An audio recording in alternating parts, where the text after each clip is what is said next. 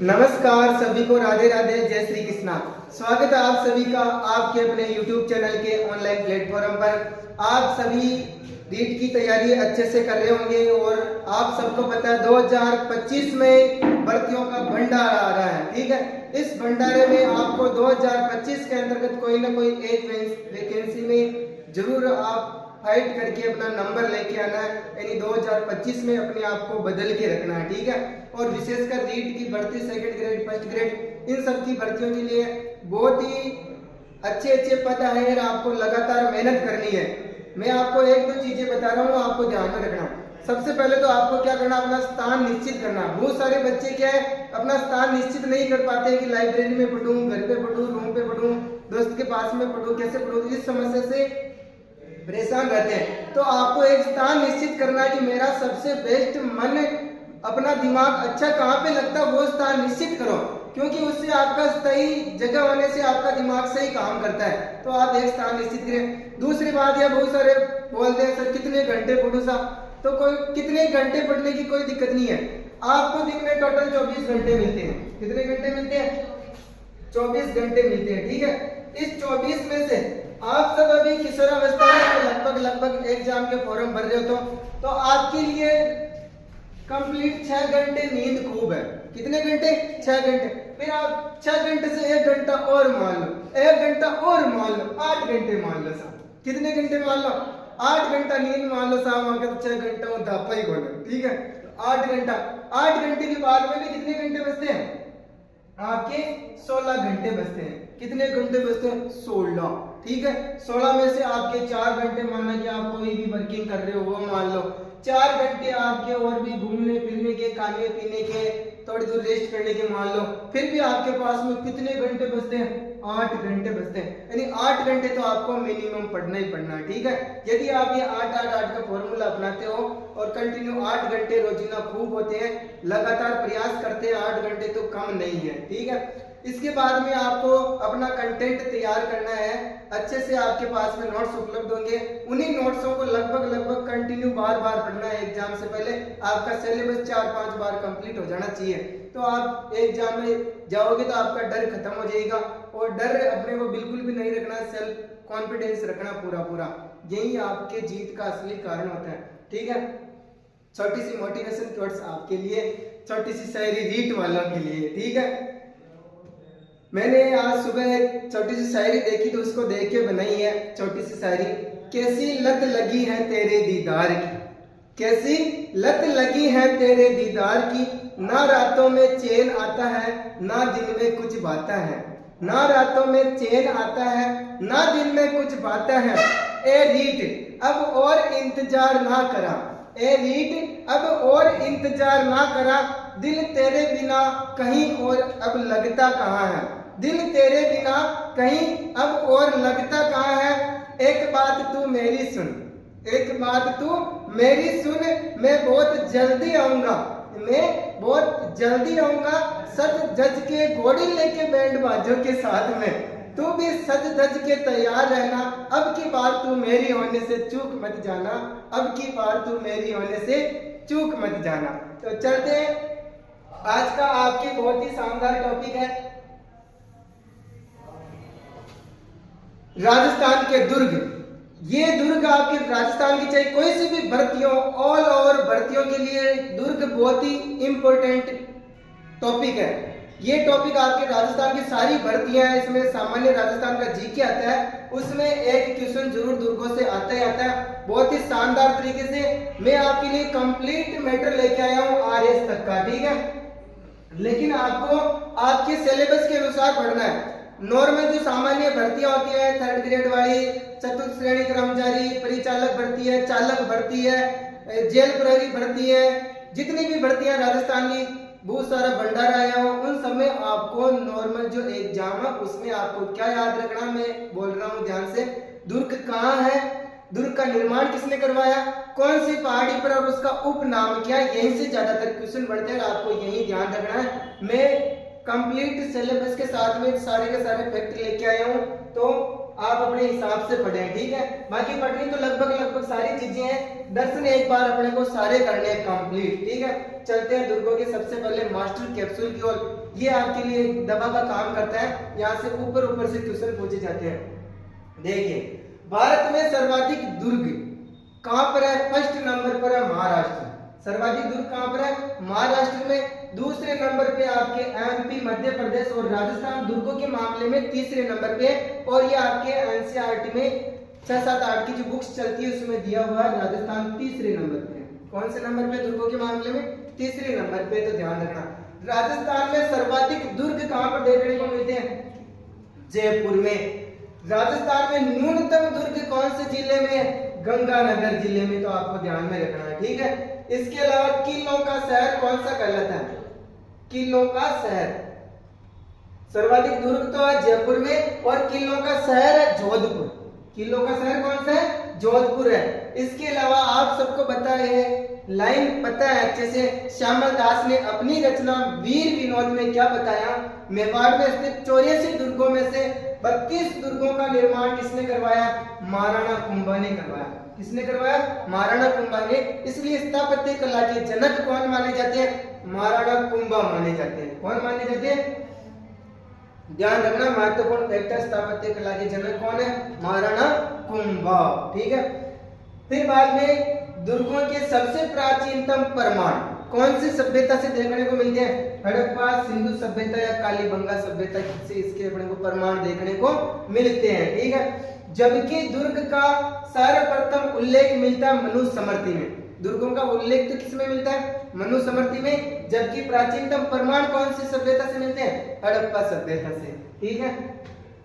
अब देखिए दुर्गों की श्रेणियां क्या आती है आपकी? दुर्गों की श्रेणियां। दुर्गों की श्रेणियां अलग अलग साहित्यकारों ने अलग अलग बताई हैं। मनुस्मृति के अनुसार 6 प्रकार बताए हैं। कौटिल्य ने अर्थशास्त्र के अनुसार 4 प्रकार बताए हैं। कितने प्रकार बताए हैं? चारों आपको ध्यान में रखना, बहुत सी बार क्वेश्चन पूछ लिया जाता है कि कौटिल्य के अनुसार जो कौन सा दुर्गों की श्रेणियों का प्रकार नहीं है।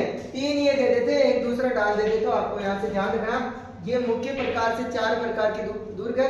अधिकतर इसी श्रेणी के दुर्ग देखने को मिलते हैं। पर्वत दुर्ग, ओदक दुर्ग, दानवन दुर्ग और वन दुर्ग, ठीक है। ओदक दुर्ग को हम क्या भी बोलते हैं? जल दुर्ग भी बोलते हैं, ठीक है। शुक्र नीति के अनुसार दुर्ग कितने बताए? 9 प्रकार बताए। कितने प्रकार बताए?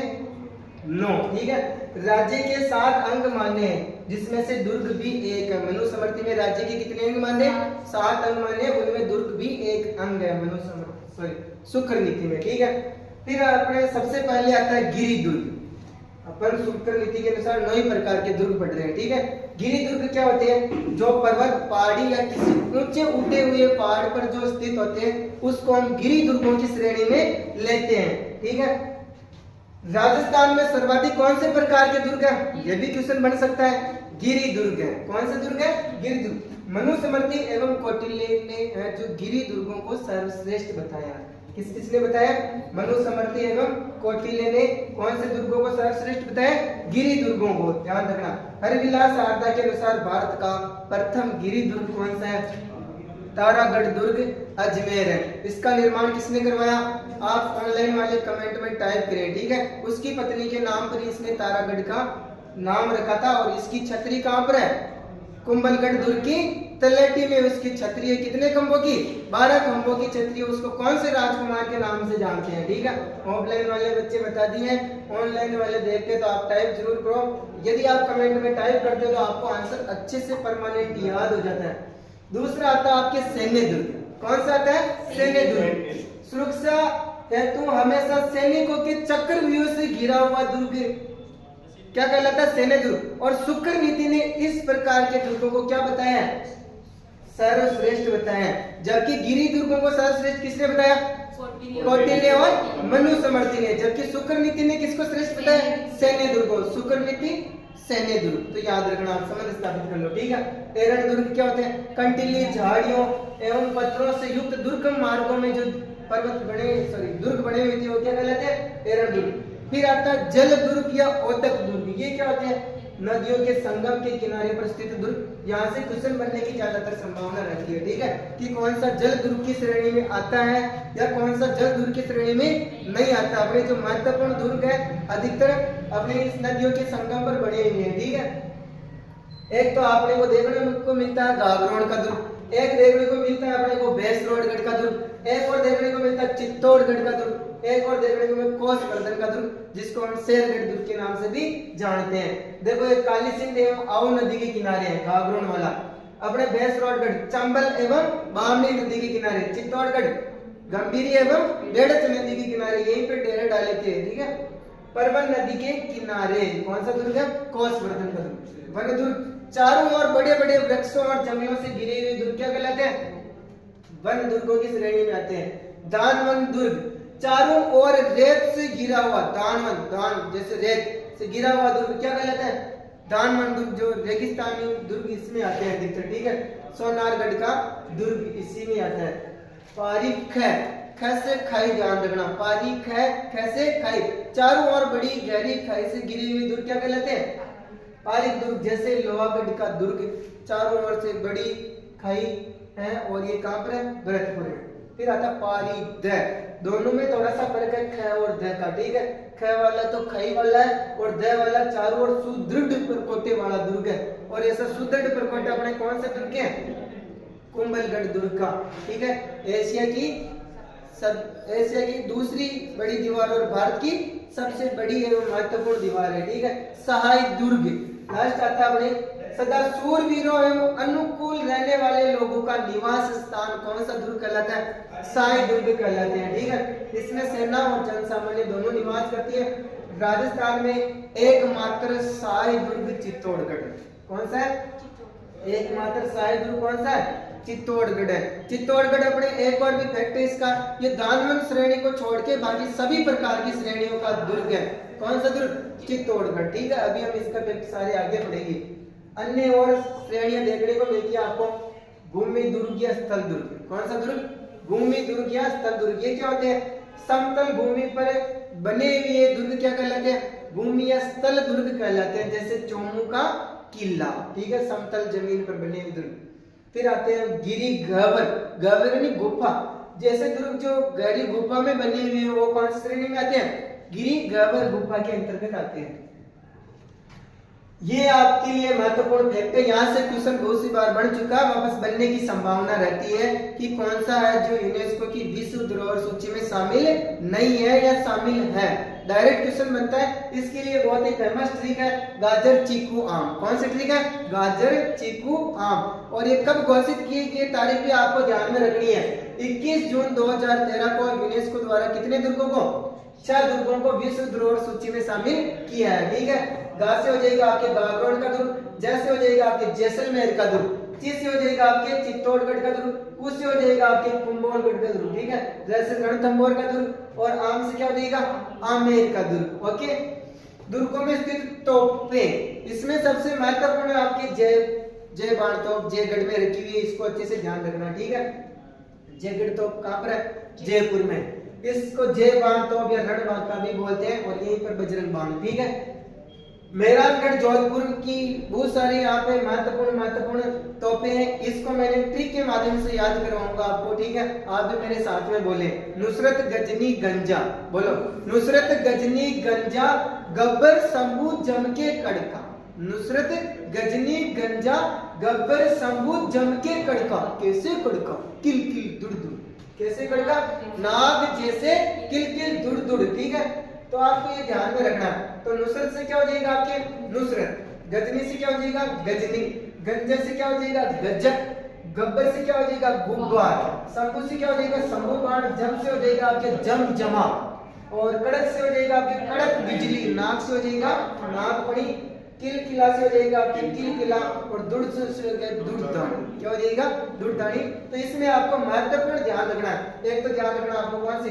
नुसरत। एक ध्यान रखना आपको कौन सी? गजनी, ठीक है। एक ध्यान रखना आपको शंभू बाण, ठीक है। एक किल किला का ध्यान रखना है। ये महत्वपूर्ण तोपें आपको ध्यान में रखनी है, ओके। फिर बाद में एक और तोप आती है आपकी गर्भ गुंजन तोप। कौन सी तोप? गर्भ गुंजन तोप। ये कहाँ पर है? तारागढ़ बूंदी के अंतर्गत है। इस तोप के बारे में कहा जाता है इस तोप को चलाने से मतलब चलाने के बाद में जैसे उसको आग लगाई जाती है, आग लगाने वाले को पानी में कूदना पड़ता है, ठीक है, वरना उनके पूरे के अंदर के मतलब हिल जाते हैं। कौन सी तोप? हुनहुकार तोप। ये कहाँ पर है? धौलपुर में। कहाँ पर है? धौलपुर में, ठीक है। नवल बाण तोप शाहबाद का किला 12 में। सारिदा तोप खांडार का किला सवाई माधोपुर में है। इलाका तोप कहाँ पर है? डीग भरतपुर, ठीक है, डीग का किला भरतपुर। फिर अपने को जय बाण तोप के बारे में थोड़ी सी डिटेल पढ़नी है क्योंकि इससे अंदर से भी प्रश्न पूछा जाता है, ठीक है। जय बाण या रणबांक, इसका निर्माण 1720 ईस्वी में सवाई जयसिंह के द्वारा करवाया गया। किसके द्वारा करवाया गया? सवाई जयसिंह के द्वारा। ये देखो, ये आपके कौन सी? जय बाण तोप एशिया की सबसे बड़ी तोप है। एशिया की सबसे बड़ी तोप। इसकी नाल की लंबाई, ये नाल है इसकी लंबाई कितनी है? 20 फुट लंबी है, ठीक है। इसमें 50 टन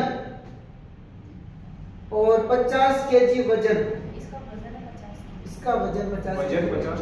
इसका वजन 50 टन है और इसमें गोले है ना, उनका वजन होता है 50 केजी वजन एवं 11 इंच के गोले दागे जाते हैं, ठीक है। इसमें गोला कितना मोटा?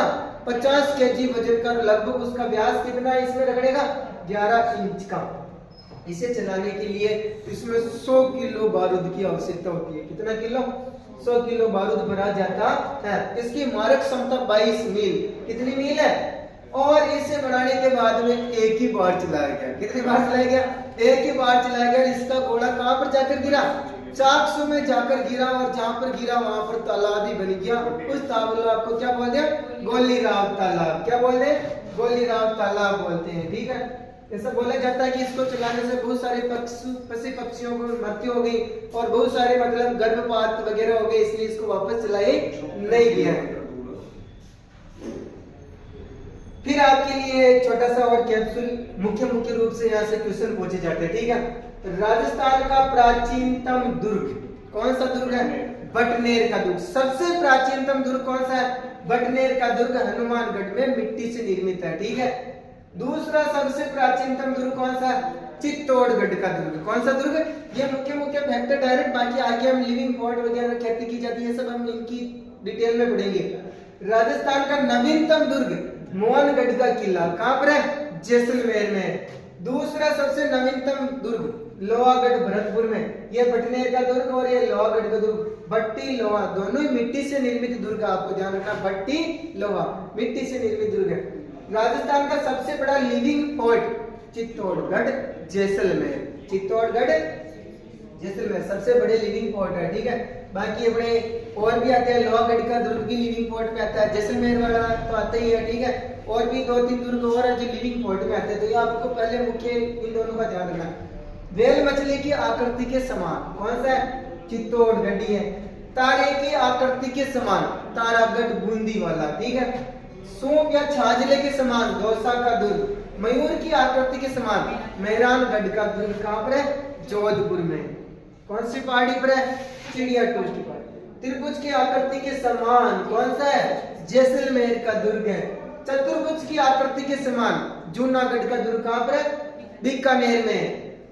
वृत्त की आकृति के समान वृत्ताकार पहाड़ी पर बना है, कौन सा दुर्ग? मांडलगढ़ का दुर्ग। कौन सा दुर्ग? एक मांडल अलग है, ये मांडलगढ़ अलग है, दोनों को आपको ध्यान में रखना है, ठीक है। व्यापारियों द्वारा निर्मित एकमात्र दुर्ग कौन सा है? भैंसरोडगढ़ का दुर्ग। कौन सा दुर्ग?